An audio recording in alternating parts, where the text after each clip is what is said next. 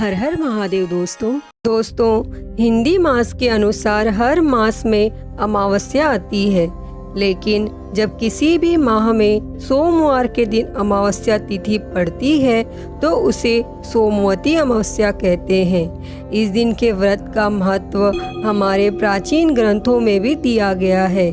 विवाहित स्त्री अपने पति की लंबी आयु के लिए इस दिन व्रत रखती है और यह पितृदोष के निवारण के लिए भी सहायक है।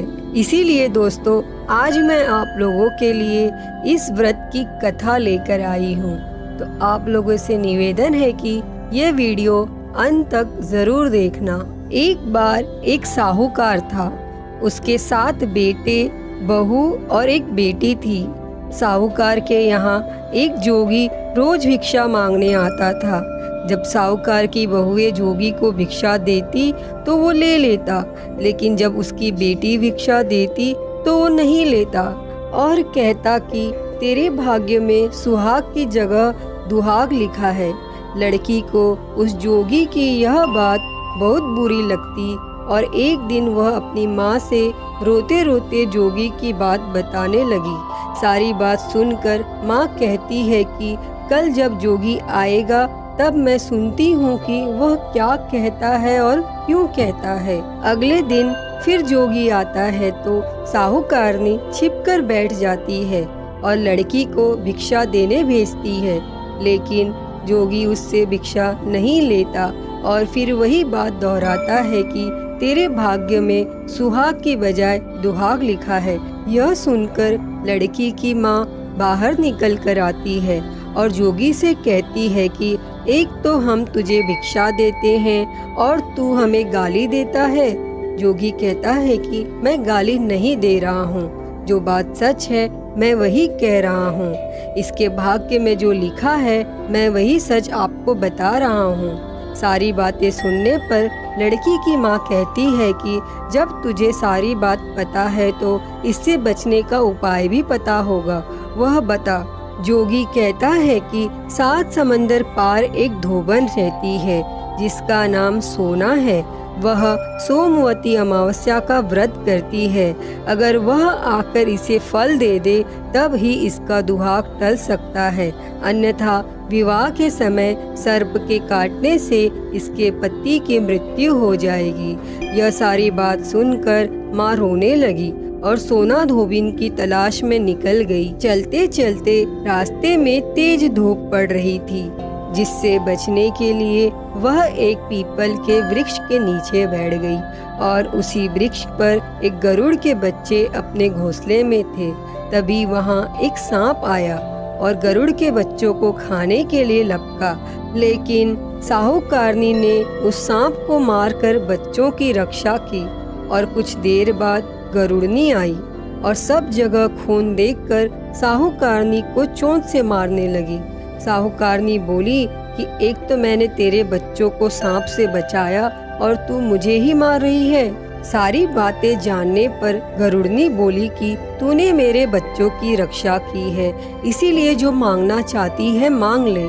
तब साहूकारनी गरुड़नी से कहती है कि मुझे 7 समंदर पार सोना धोबिन के यहाँ छोड़ दो, और गरुड़नी ने वैसा ही किया। साहूकारनी वहाँ पहुँच तो गई, लेकिन सोचने लगी कि इसे कैसे मनाऊं।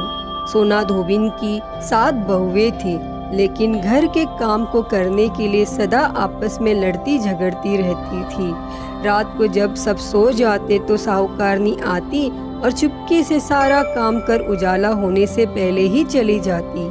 सारी बहुएं भी आपस में यही सोचती कि कौन सी बहू है जो सारा काम कर देती है, लेकिन एक दूसरे से पूछने की हिम्मत किसी की भी नहीं होती। और काम करने की बात सोना धोबिन ने भी देखी कि आजकल बहुएं लड़ती भी नहीं है और सारा काम भी हो जाता है। इसीलिए सोना धोबिन ने सारी बहुओं को बुलाया और पूछा कि आजकल तुम लड़ती भी नहीं हो और घर का सारा काम कौन करता है। बहुएं सास से झूठ कहती है कि लड़ाई करने से क्या फायदा, इसीलिए हम मिलकर काम कर लेती हैं। सोना धोबिन को अपनी बहुओं की बात पर विश्वास नहीं होता और वो रात में जागकर स्वयं सच देखना चाहती थी कि आखिर कौन सी बहू है जो घर का सारा काम करती है। इसीलिए सोना धोबिन रात में छिपकर बैठ जाती है और रात हुई तो वह देखती है कि एक औरत चुपके से घर में घुस रही है और उसने घर का सारा काम कर दिया है और जाने की तैयारी में है। जैसे ही साहूकारनी जाने लगती है तो सोना धोबिन उसे रोकती है और पूछती है कि तुम कौन हो और क्या चाहती हो। तब साहूकारनी कहती है कि पहले तुम वचन भरो तब बताऊंगी। वह वचन भरती है।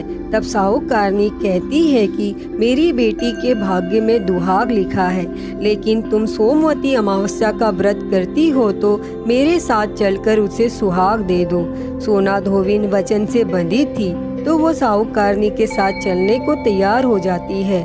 जाते हुए सोना धोबिन अपने बेटों और बहुओं से कहती है कि मैं इस औरत के साथ इसकी बेटी को सुहाग देने जा रही हूँ, लेकिन अगर मेरे पीछे से तुम्हारे पिताजी मर जाएं तो उन्हें तेल के कूपे में डालकर रख देना। धोबिन साहूकारनी के घर पहुंच जाती है। साहूकारनी अपनी बेटी का विवाह करती है तो फेरों के समय सोना धोबिन कच्चा करवा, दूध तथा तार लेकर बैठ जाती है और कुछ समय बाद सांप आता है और दूल्हे को डसने लगता है तो सोना धोबिन ने करवा आगे कर तार से सांप को बांध दिया और सांप मर गया। अब सोना धोबिन ने लड़की को सुहाग दिया और कहा कि जितनी अमावस्या मैंने की हैं उन सभी का फल साहूकार की इस लड़की को मिलेगा। अब आगे जो अमावस्या मैं करूंगी उनका फल मेरे पति और मेरे बेटों को मिलेगा। फिर सभी लोग सोमवती अमावस्या की जय जयकार करने लगे। सोना धोबिन अपने घर वापस जाने को तैयार हुई तो साहूकारनी ने कहा कि तुमने मेरे जमाई को जीवन दान दिया है, इसीलिए तुम जो चाहो मांग लो। सोना धोबिन बोली कि मुझे कुछ नहीं चाहिए और वो वहाँ से चली गई। रास्ते में चलते हुए फिर से सोमवती अमावस्या आ गई। उसने पीपल के पेड़ के नीचे बैठकर कथा कही, व्रत रखा और पीपल के पेड़ की 108 बार परिक्रमा की।